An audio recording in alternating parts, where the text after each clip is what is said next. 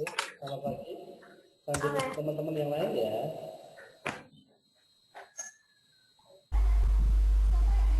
Assalamualaikum warahmatullahi wabarakatuh. Waalaikumsalam warahmatullahi wabarakatuh. Oke, selamat pagi anak-anak. Semoga doa pagi pada pagi hari ini kalian tetap dalam keadaan sehat, ya, semangat dan masih disiplin dalam menjalankan protokol kesehatan yang diarahkan oleh pemerintah untuk menjaga kesehatan kita, mana pada masa pandemi dituntut untuk saling menjaga kesehatan diri, lingkungan dan keluarga. Baik, pada pagi hari ini Pak Yudi akan memberikan materi tentang perkembangbiakan vegetatif pada tumbuhan. Langsung akan Pak Yudi share materi yang akan kita bahas pada pagi hari ini. Materi yang akan kita bahas pada pagi hari ini adalah tentang perkembangbiakan tumbuhan secara vegetatif. Untuk muatan pelajaran IPA tema 1 subtema 1 KD atau kompetensi dasar 3.1 dan 4.1. Masih di tema 1, subtema 1. Langsung saja. Perkembangbiakan secara vegetatif terjadi tanpa adanya peleburan antara sel kelamin jantan dan sel kelamin betina, di mana sel kelamin jantan dan sel kelamin betina pada tumbuhan itu adalah serbuk sari dan kepala putih. Sehingga dalam perkembangbiakan secara vegetatif tidak ada yang namanya peleburan atau penyebutan antara sel kelamin jantan yaitu benang sari dan sel kelamin betina putih. Tujuan perkembangbiakan secara vegetatif adalah untuk menghasilkan tumbuhan baru atau tumbuhan dengan sifat baru. Sebetulnya sama seperti halnya perkembangbiakan secara generatif. Perkembangbiakan secara vegetatif tujuannya untuk memperbanyak diri. Perkembangbiakan vegetatif dapat terjadi secara alami ataupun secara buatan. Jadi perkembangbiakan vegetatif pada tumbuhan itu bisa terjadi dengan dua cara, yaitu secara alami dan secara buatan. Jika secara alami tidak ada bantuan campur tangan dari manusia, namun jika secara buatan itu ada campur tangan buatan dari manusia dalam proses perkembangbiakan secara vegetatif. Baik, langsung Pak Yudi lanjutkan. Nah, perkembangbiakan vegetatif alami pada tumbuhan dapat terjadi dengan cara 1. Tunas, 2. Spora, 3. Umbi batang, 4. Dengan cara umbi lapis, 5. Dengan cara akar tinggal atau rizoma, 6. Dengan cara tunas adventif, dan yang 7 dengan cara geragih atau stolon. Baik, selanjutnya akan Pak Yudi tampilkan ini jahe. Gambar jahe, ini jahe ya. Itu berkembangbiak secara apa Pak Yudi? Jahe jika berkembangbiak secara vegetatif alami itu berkembangbiak dengan menggunakan akar tinggal atau namanya rizom. Rizoma itu diambil dari bahasa Latin akar pada tumbuhan. Demikian deh. Jadi perkembangbiakan vegetatif alami pada tumbuhan dapat terjadi dengan 7 cara. Yang pertama tunas, kedua spora, ketiga umbi batang, keempat umbi lapis, yang kelima akar tinggal atau rizom, yang keenam tunas adventif, yang ketujuh geragih atau yang disebut juga stolon. Langsung Pak Yudi akan menjelaskan satu persatu. Yang pertama tunas. Tunas yang tumbuh pada tumbuhan tumbuh dari pangkal tumbuhan induk dan menjadi tumbuhan baru. Ya, tunas itu adalah tumbuhan yang tumbuh dari pangkal induk tumbuhan yang induknya langsung menjadi tumbuhan baru. Tumbuhan yang berkembangbiak dengan tunas contohnya adalah bambu, pisang, dan tebu. Contoh gambarnya lebih jelasnya nih, Pak Yudi kasih gambar. Nah, ada pisang, bambu, nah, tunas dan ini ya. Terus tunasnya di mana Pak Yudi kan gitu ya? Tunas pada pisang tumbuh ini. Nah, tunas pada pisang ada di samping pohon induk pisangnya yang besar ini. Tunas tersebut nanti akan tumbuh seperti halnya induknya sehingga menjadi tumbuhan baru dan memperbanyak pisang. Sama halnya dengan bambu. Nah, tunasnya ini yang Pak Ibu kasih tanda biru. Tunas itu adalah tumbuhan baru pada bambu sehingga nanti bambu akan menjadi rimbun, menjadi banyak. Sama halnya dengan tebu. Tebu tunasnya mana Pak Yudi? Ini loh, tunasnya tebu. Nah, tumbuhan baru yang masih kecil yang ada di antara tumbuhan induknya. Itu nggih. Lanjut ke berikutnya yang nomor 2 adalah spora. Apa toh Pak spora itu? Spora adalah inti sel yang berubah fungsi, inti sel atau serbu yang berubah fungsi menjadi alat perkembangbiakan. Ukuran spora sangat kecil dan bentuknya seperti biji. Tumbuhan yang berkembang biak dengan spora antara lain jamur, lumut, dan jenis tumbuhan paku-pakuan. Nanti akan Pak Ibu kasih contoh jenis tumbuhan pakuan itu apa atau paku-pakuan gitu ya. Baik, kita lihat dulu spora. Ini ini adalah tumbuhan jenis paku-pakuan, ada pakis, pokoknya semua jenis tumbuhan pakuan. Paku-pakuan ya. Nah, spora itu yang mana Pak Yudi? Spora yang ini. Nah, titik-titik kecil pada daun itu namanya spora. Titik-titik kecil pada daun namanya spora. Ini daun spora yang ada di daun paku-pakuan. Terus kalau di spora di tumbuhan jamur seperti apa Pak Yudi? Ini jamur. Nah, kita pakai jamur yang jamur merang. Pak Yudi ada gambar ini jenis jamur merang. Nah, sporanya mana itu ada tulisan spora. Spora pada jamur merang ada di ujung daunnya atau di ujung induk tumbuhan jamur tersebut. Kecil-kecil nanti jatuh akan membentuk calon tumbuhan baru. Nah, spora tersebut ada di bagian tumbuhan jamur dan paku-pakuan. Nah, kalau kalian pernah melihat tumbuhan seperti ini, perhatikan. Adakah kalian di rumah kalian ada tumbuhan seperti ini? Ada ya? Orang tua saya nggak punya. Apa namanya? Aku juga punya. Punya Ya? nggak punya. Pak Yudi juga punya di rumah seperti ini karena tumbuhannya bagus. Bagi orang tua kalian yang suka menanam bunga tumbuh-tumbuhan, ini namanya adalah jenis tumbuhan paku-pakuan. Kalau nama aslinya adalah simbar menjangan, nama lokalnya, atau tanduk rusa. Itu kalau banyak bisa berbunyi gitu ya. Biasanya ditempel di pohon.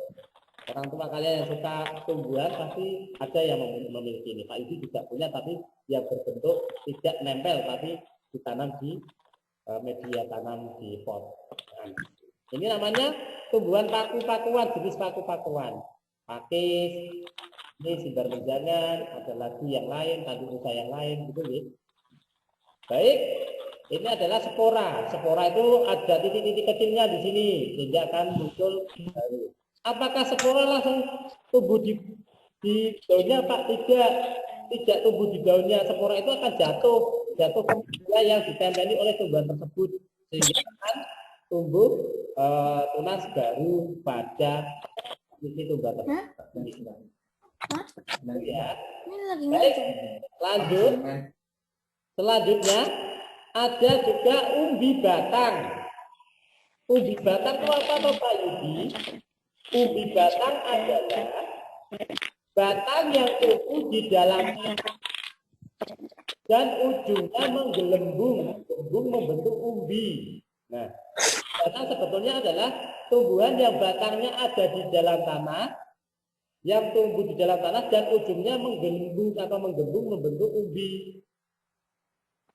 Setelah membentuk umbi, sebetulnya dalamnya itu adalah berupa cadangan makanan dari tumbuhan tersebut sehingga membentuk sebuah zat tepung. Nah, dari umbi tersebut akan tumbuh tumbuhan baru. Contoh tumbuhan yang berkembang biak dengan umbi batang adalah umbi jalar dan kentang. Umbi jalar itu apa toh Pak Yudi? Umbi jalar itu apa toh Pak Yudi? Aku kok agak sedikit kurang paham, asing ya Pak Yudi. Gitu ya. Kalau dalam bahasa kita umbi jalar itu adalah ketela. Paham ya? Umbi jalar ini umbi jalar. Nah, ketela itu umbi jalar. Ini sebetulnya bukan akar ini, nah ini adalah batang yang menggembung batang umbi jalar tersebut. Juga ada kentang. Nah, kentang ini bukan akarnya, ini batangnya karena nanti sebelum dipanen itu ada akar-akarnya di sini kentang itu sama umbi jalar. Nah, caranya bagaimana Pak Yudi untuk tumbuhnya umbi batang pada umbi jalar atau ketela dan kentang tumbuhnya seperti ini prosesnya. Perhatikan, atasnya tumbuhan yang batang tumbuhan yang menjulur ke luar, di dalamnya ada umbi batangnya. Nanti proses apa itu namanya? Untuk pertumbuhannya, umbi batangnya ini kita ambil, terus kita tanam kembali. Nanti akan muncul tunas baru dari umbi tersebut. Itu ya. Jadi tanaman yang berkembang biak dengan umbi batang atau vegetatif alami itu hanya umbi jalar atau ketela. Yang sering kita dengar adalah ketela dan kentang. Tinggi. Apa Ridho Aji mau ngomong apa? Aku suka kentang. Oh, suka kentang, pinter. Kentang itu gizi proteinnya tinggi ya. Baik, harus makan sayur-sayuran ya, nak ya. Semuanya tidak hanya Ridho Aji saja. Lanjut, kemudian Pak Yudi jelaskan ada lagi umbi lapis. Aduh, umbi lapis itu apa Pak Yudi? Kan gitu.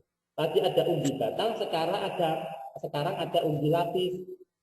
Umbi lapis juga merupakan batang yang ada di dalam tanah yang tertutup lapisan daun berdaging. Jadi umbi lapis itu sama dengan umbi batang, cuma nanti bentuknya berlapis-lapis. Gitu ya. Umbi lapis sangat pendek dan melebar. Umbi lapis itu kecil, pendek dan nanti melebar. Tidak seperti umbi batang yang besar-besar, bisa itu ya. Kalau umbi lapis itu pendek dan melebar. Letak buku-bukunya itu lapis-lapisannya. Maaf. Letak buku-bukunya atau lapisnya itu sangat rapat. Nanti berlapis-lapis terlihat seperti berbuku-buku. Contoh tumbuhan yang berkembang biak dengan umbi lapis adalah bawang merah. Jenis bawang-bawangan ya, bawang merah, bawang putih, bawang bombay, bunga bakung, dan bunga lili. Bunga bakung sama bunga lili seperti apa Bapak Ibu? Nanti kalian akan Pak Ibu perlihatkan. Mungkin di rumah kalian juga sudah ada bunga bakung dan bunga lili. Kalau bawang kan kalian sudah sedikit banyak tahu nih. Nah, bentuk penampang dari umbi lapis seperti apa Pak Yudi? Bentuknya seperti ini. Nah, umbi lapis itu seperti ini. Kalau diiris, umbi lapis itu seperti ini. Ya, jadi yang dimaksud dengan berdaging dan ada buku-buku lapisannya ini nih, berlapis-lapis, namanya umbi lapis. Contoh tumbuhannya apa aja Pak Yudi? Ini berbagai jenis bawang. Ada bawang merah, bawang bombay, bawang putih. Betul ya? Terus tadi Pak Yudi menjelaskan juga ada Bukannya berlapis ya Pak? apa? Bawang putih bukannya nggak berlapis ya? Berlapis, no. Kalau kalian melihat secara jelas, walaupun itu padat, tidak seperti bawang merah dan bawang bombay, itu ada lapisan-lapisannya. Kalau kalian iris melintang sedikit, dilihat secara detail itu ada lapisannya. Ya, coba nanti bisa kalian cek ya. Bawang putih itu berlapis-lapis, walaupun sangat padat, maka tidak terlihat seperti bawang merah dan bawang bombay. Itu nggih. Ya, Mbak Feza ya yang tanya. Yang kemudian bunga bakung itu seperti apa Pak Yudi? Bunga bakung itu seperti ini. Nah, bunga bakung mungkin kalian punya ya. Itu bunga itu berbunganya ada secara apa ya? Ada waktunya ya. Bunga bakung seperti juga hanya bunga September itu sama. Ini pakai umbi lapis. kalau kalian lihat umbinya itu kalau diiris-iris hampir mirip dengan bawang bombay. Itu ya. Pasti di rumah kalian pernah melihat bunga bakung seperti ini. Warnanya, jenis warnanya banyak ya. Ada yang merah, merah hati, putih, oranye, dan sebagainya. Bahkan ada yang warnanya gabungan, ada putih oranye, putih merah. Itu ya. Ini namanya bunga bakung. Terus bunga lili seperti apa Pak Yudi? Ini loh. Ini salah satu bunga lili, jenis bunga lili. Di rumah juga ada ya. Ada pertanyaan sampai sini, Umbi Lapis? Ini aturnya. Apa Rafi? Apa Mas Rafi? Tidak apa-apa. Oh ya, oke. Lanjut. Setelah Umbi Lapis, vegetatif alami yang lain adalah akar tinggal atau rizoma. Akar tinggal atau dalam bahasa latinnya adalah rizoma adalah batang yang tumbuh mendalam di dalam tanah. Sama, akar tinggal itu batang yang menjulur di dalam tanah. Fungsinya untuk menumbuhkan tunas baru. Ya. Tumbuhan yang berkembang biak dengan akar tinggal yaitu jenis kunyit, temulawak, jahe, alang-alang, lengkuas, dan lainnya. Ada kunyit, sama ya. Lengkuas, jahe, temulawak. Ada juga namanya sansifera. Sansifera itu kalau dalam bahasa kita lidah buaya yang lidah mertua itu ya, sansifera itu juga akar tinggal. Contohnya bentuk akar tinggalnya seperti apa Pak Yudi? Bentuk akar tinggal itu ini tumbuhan ada akar tinggal batang yang itu coklat ini loh. Nah ini namanya akar tinggal. Kalau batangnya akar kecil-kecil serabut itu akarnya. Tapi yang besar ini bukan akar, ini adalah rizom atau batang yang tanah, batang. Nah ini akar tinggal. Contoh tumbuhannya adalah empon-empon. Ada jahe, temulawak, kencur, lengkuas, kunyit, ya. Alang-alang juga. Ada pula yang namanya sansifera. Sansifera itu apa Pak Yudi? Sansifera itu jenis tumbuhan seperti lidah mertua. Ada pertanyaan? Belum ya? Kita lanjutkan ke vegetatif alami berikutnya. Tunas sekarang ada tunas adventif. Jika tunas itu muncul dari dasar tanah, dari dalam tanah pada tumbuhan induknya. Jika tunas adventif itu dapat ditemukan pada bagian tepi daun atau akar, tepi loh ya, tepinya. Tumbuhan yang berkembang biak dengan tunas adventif antara lain tumbuhan sukun, kesemek, dan cocor bebek. Gitu ya. Ada yang pernah dengar atau ada yang pernah merasakan buah sukun dan buah kesemek? Saya. Saya itu siapa? Saya juga lihat sih. Siapa? Kesemek tidak pernah ya? Itu warnanya kayak beda. Oh gitu. Dengan cara tunas adventif. Yang lebih jelas kita bisa melihat tunas adventif pada tumbuhan cocor bebek. Tunas adventif seperti apa tuh Pak Yudi? Ini loh. Nah, tunas adventif mana Pak Yudi? Ini ada di tepi-tepi daun. Ini loh. Nah, itu namanya tunas adventif. Daun itu jika jatuh ke tanah dan dalam waktu itu daun itu sebelum mengering biasanya tumbuh tunas baru di bagian tepi daun. Oke, namanya tunas adventif. Tumbuhan yang berkembang biak dengan tunas adventif adalah satu, ini cocor bebek ini, cocor bebek. Mungkin kalian juga punya di rumah. Terus ada lagi yang ini namanya sukun. Mungkin juga ada yang punya di rumah atau sering mengkonsumsi buah sukun. Ada juga yang namanya buah kesemek. Ini ya. Buah kesemek pernah makan enggak ya? Enggak pernah, Pak. Enggak pernah. Buah kesemek itu buah lokal. Kalau manfaatnya banyak juga. Itu ya. Baik, lanjut. Ada pertanyaan dulu?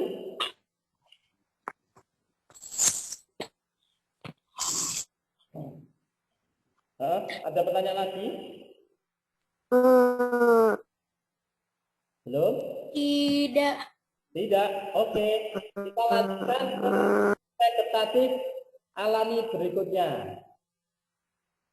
Yang terakhir adalah perkembangbiakan tumbuhan secara vegetatif alami bisa juga dengan cara stolon atau geragi. Geragi adalah batang yang tumbuh mendatar di atas tanah. Pada ruas-ruas batang terdapat akar yang akan tumbuh menjadi tunas baru.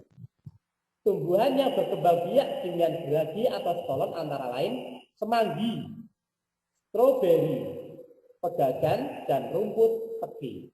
Semanggi itu apa Pak Yudi gitu ya? Kalau orang tua kalian yang maaf ya seusia dengan Pak Yudi pasti tahu semanggi itu apa sih? Karena semanggi itu bisa dibuat sebagai sayur. Yang kalian mungkin tahu ya. Nah, bentuk dari geragi itu seperti apa? Anjay. Apa? Oke, bentuk dari geragi itu seperti apa Pak Yudi? Seperti ini. Nah, ini ada tumbuhan, terus akarnya itu ada akar yang di atas tanah. Sehingga geragi ini nanti akan tumbuh tunas baru di antara geragi ini. Ini kebetulan tumbuhannya stroberi ya. Nah, dari geragi ini ada tunas baru nanti seperti ini ya. Ini nanti bisa ditanam kembali menjadi tumbuhan baru. Nah, contoh dari tumbuhan yang dengan geragi ini loh, semanggi namanya. Semanggi itu bisa hidup di media tanah, juga bisa hidup di media air. Biasanya paling banyak itu adanya semanggi ada di sawah. Kalau sawah setelah musim tanam, itu biasanya juga akan ditumbuh oleh semanggi. Kalau zaman dulu, zamannya Pak Yudi masih di kampung, nah itu kalau ayahnya bapak orang tuanya Pak Yudi setelah ada musim tanam padi, terus nanti padi dibersihkan namanya diwatur, itu nanti ada semangginya. Nah semanggi itu zaman dulu diambil bawa pulang, dibuat sayur enak, dan memang enak. Kalau namanya itu katanya dioseng-oseng. Manggi itu bisa juga hidup di media tanah datar, di daratan di sana. Juga. Biasanya tumbuh liar. Semanggi adalah jenis tumbuhan liar.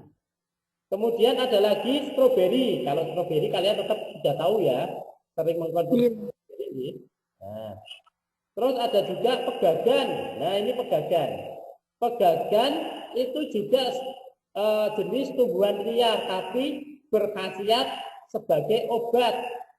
Ada juga jenis makanan, ada keripik pegagan juga ada. Karena pegagan ini daunnya ternyata berkhasiat untuk obat diare dan sebagainya. Untuk pegagan pun sama, pegagan itu adalah termasuk jenis tumbuhan liar yang bisa tumbuh di media tanah, sembarang tanah yang penting agak lembab gitu ya, agak lembab. Kemudian ada juga rumput teki. Nah, rumput teki itu seperti ini. Kalau kalian mau tahu rumput teki itu kalau di serial kesenangan kalian Ipin-Ipin itu yang dibuat apa itu ujungnya dibuat puter-puteran tarik gitu ya. Itu namanya rumput teki. Ya. Rumput yang itu berkembang biak secara vegetatif alami dengan cara geragi atau stolon. Nah, itu adalah jenis-jenis perkembangbiakan vegetatif alami pada tumbuhan. Ada tunas, spora, umbi lapis, umbi batang, tunas adventif, terus ada juga tadi rizoma, akar tinggal, dan juga geragi. Sampai sini ada pertanyaan? Tidak ada? Baik, Pak dilanjutkan ya.